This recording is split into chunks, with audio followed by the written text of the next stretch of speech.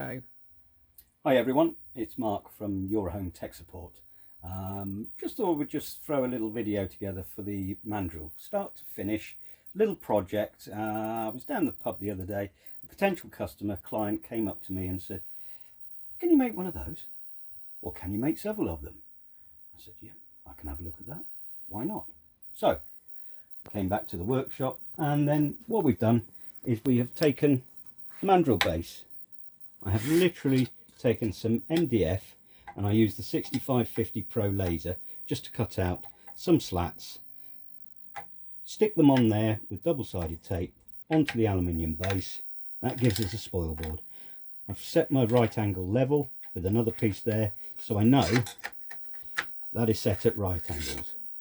So what I've done is, in my workshop, everyone's got these offcuts from making whatever projects, and I thought, well, oak key rings, that will fit in there, no problem.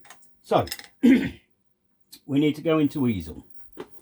So at the moment, what I've found is a piece. I have measured it, length, width, depth. I have put into the settings, I've put the width, which is 34.5 millimeters, the length and the thickness, so you will end up showing on your output screen something like that. So what we need to do now is set up a template in here, a shape. I'm going to just minimize out a little bit so that people can see. We will take a square up the top left there, put that on there anywhere you want. Just leave it like that. So I know that this section here is 55 millimeters by 25 wide. So I'm going to put in here very quickly 25, and I'm going to put in there 55. Press enter. That is the shape. We know that sits in there nicely.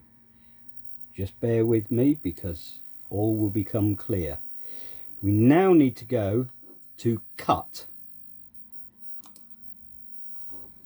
Hit on clear out pocket. That will bring up some other options. I want to make sure that the blade or the bit is cutting on the outside of that shape. Select that. You can see that shape has appeared. I'm going to just select that again. Go back to shape. I want to put a corner radius on there, so I'm going to put in there 5 millimeters.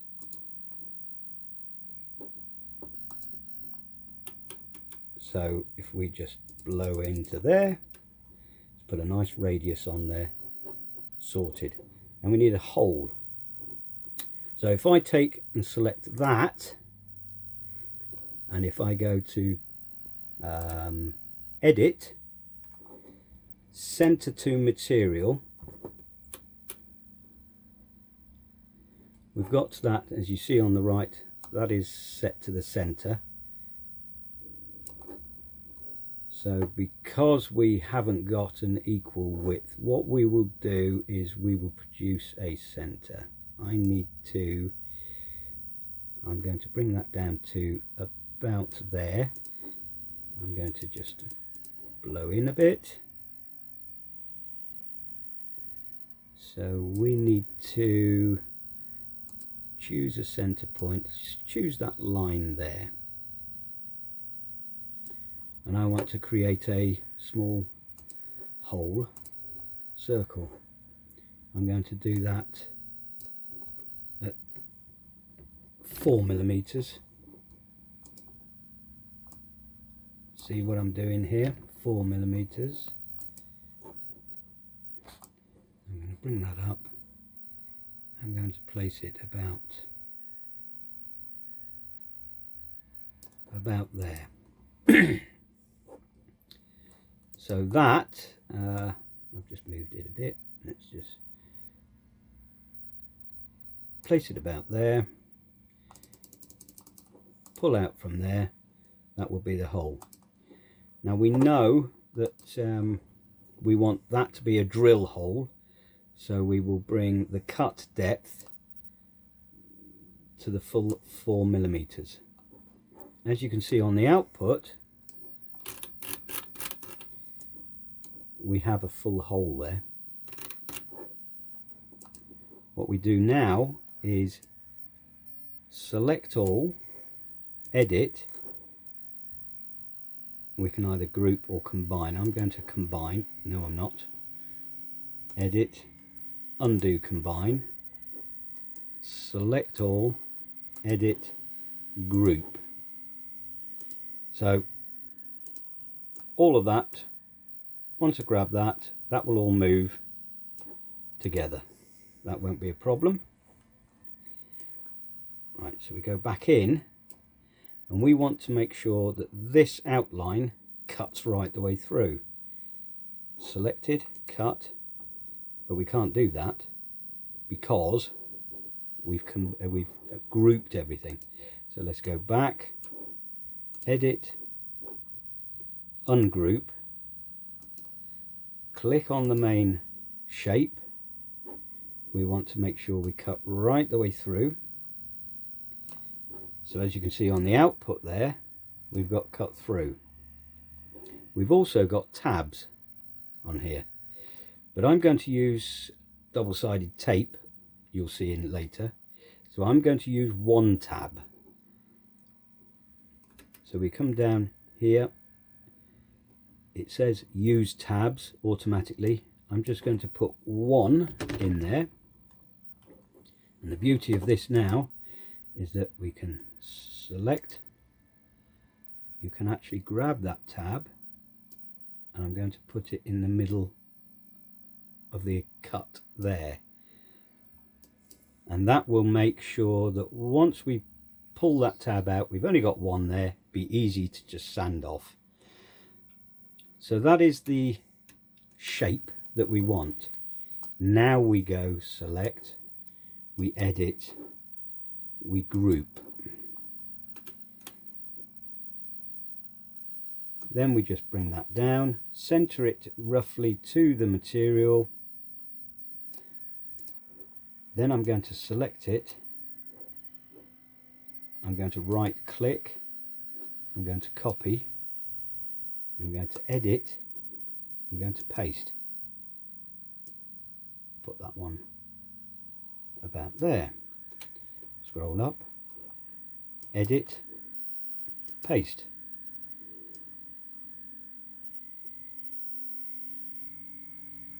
Throw that up there. How many can we get in there? Edit, paste. So I think we can safely say, in that piece of material we can get 4 items there. No problems at all. So now that we've done that, probably the best thing to do is to zoom out. I'm going to combine, or I'm going to group all of those so that you can edit, undo, resize.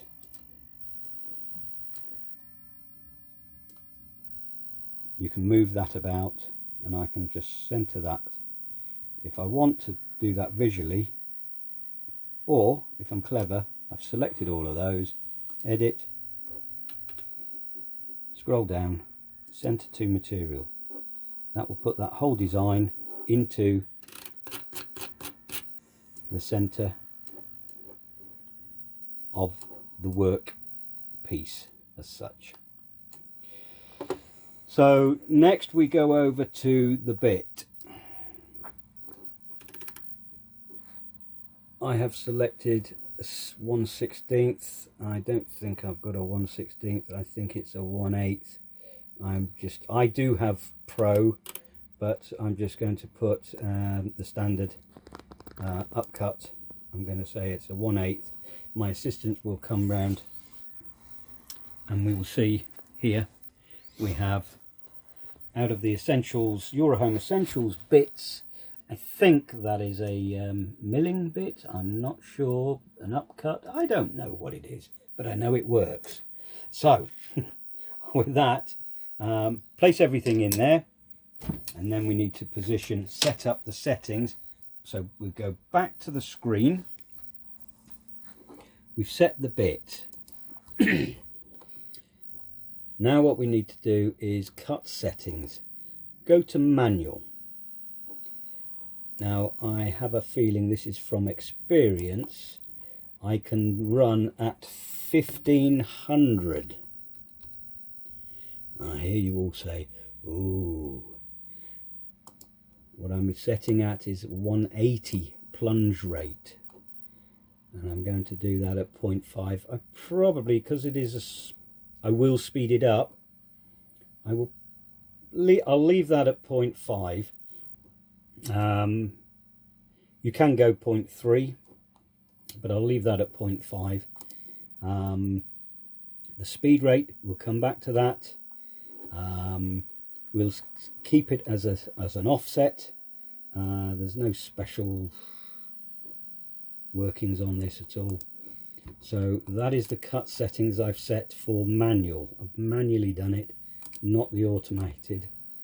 Okay, automated speed rate set in automatically by YoraHome and with Easel 762, plunge rate 228, 1.3.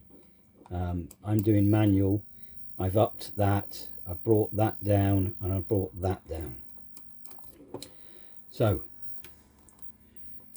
going back to, now we need to set up everything on the bed of the mandrel. So at the moment, bed's there. I am taking a piece of double-sided tape. I shall get that put into, the trouble is it's all fingers and thumbs. A lot of you will use clamps. I'm just doing a very quick how-to. So I'm placing that on there.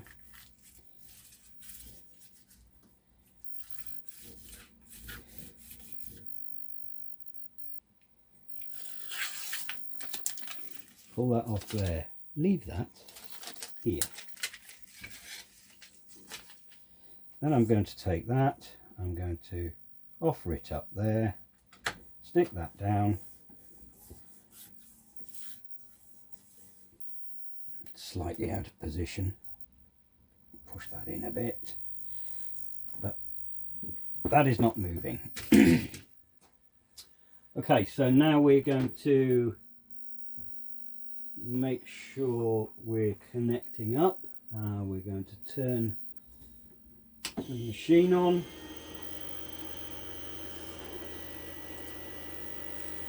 Make sure that's done.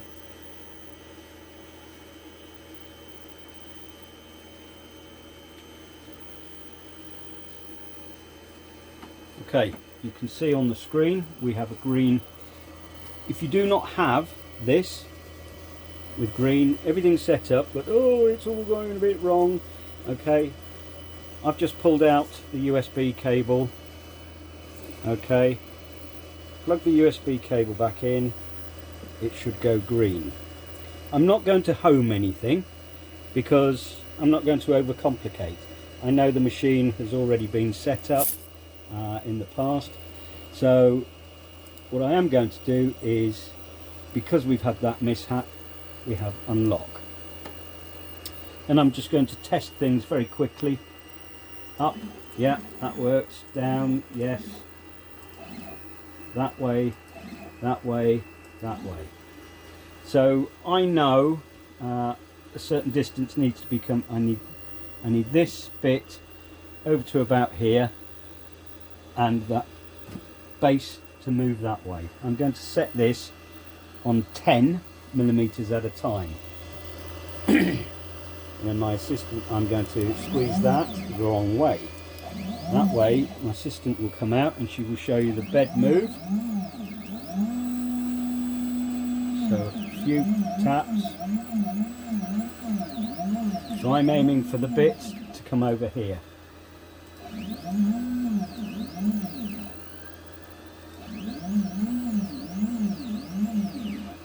going to go to the right. I'm going to come down a bit. That will do. So what I'm going to do now is bring the bit down. I'm going to move back to 1. My assistant will show you the screen. There we go. I'm going to bring that movement back to 1. X and Y you can move at 10. On the Z or Z axis, always stay at 1. That's what I say. So we're going to back out now. I've set that to 1mm at a time. Zoom in on here. I want to bring that down to about there. I want a starting position approximately here. So I'm just running through approximate at the moment. I know I have got some leeway, some space because of what's happening on the screen. If my assistant comes over, that's it, you can see I will have some room to manoeuvre. So now I bring that piece of paper, and I know lots of us have the probe. I never bother with that. It's simple just to slot a piece of paper under there.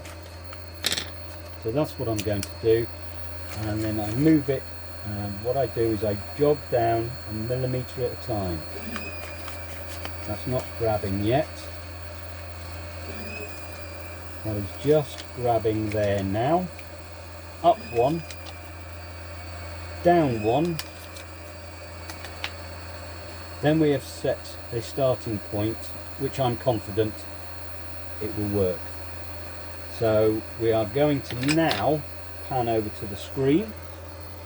I'm going to go up to carve. Remember the cut settings at 1500. That's quite rapid. But what I'm going to do is set carve. We've got the depth set in there. I've got birch plywood. Forgot to set that. Let's come back. Let's go to there. Now in here this is hard oak, so I think the best entry is hard maple. So I've set that to hard maple. The sizes are of the work area are in there. The bit is in there. The cut settings in manual mode 1500. Remember that. Go up to carve. Confirm. We think it's secure. We're not sure. Confirm the bit size. Use the new position that we have set. Raise the bit. Turn on the spindle. Say the spindle is on. Then we're going to go carve.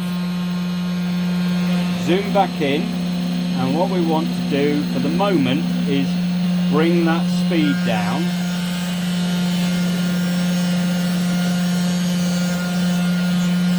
So we know the machine can run at 762, so we'll leave it at 750. I've brought that feed rate down.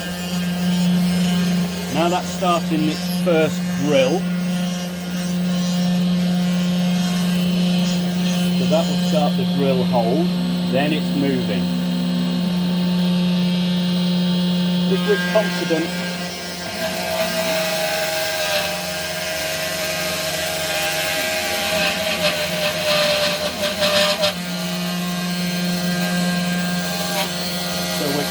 that that is working nicely. We're going to probably bring that speed up again a little bit. If you see on the screen, bring that up to 1050. And what we've got is that is relatively comfortable there doing that. And what we've got time of for those units, so we've got those 4 units will take, as you can see on the screen, approximately 10 minutes. So that will take 10 minutes to throw out those 4. Now those of you that will have dust extraction and all of that sort of stuff, you won't be able to see any of this. But as you can see, that is actually pulling out the design nice and neat, not too much chatter.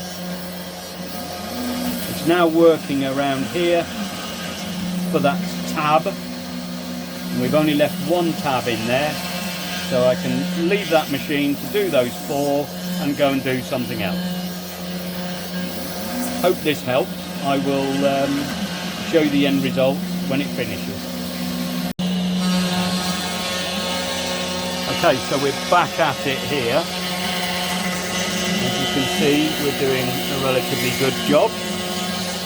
You can also see what we're running at is 2400, 2550. I'm able to do that because I've set the cut speed at 1500. But I started off just to make sure. When we first started the cut, we brought the speed down just to make sure that everything would behave itself. So we're confident, and you can see where we're just on the edge there. This is why I'm using double-sided tape, because I literally threw this together. This is slightly off square here, but we're still safe. You can see that tab. Should be there.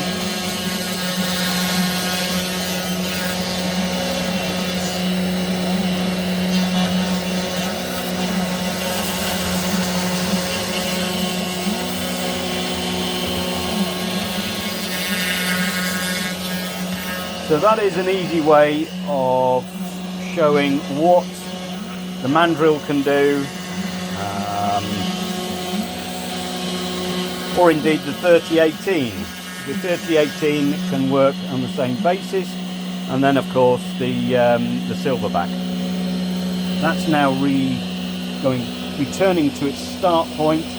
Then it will close off, shut down,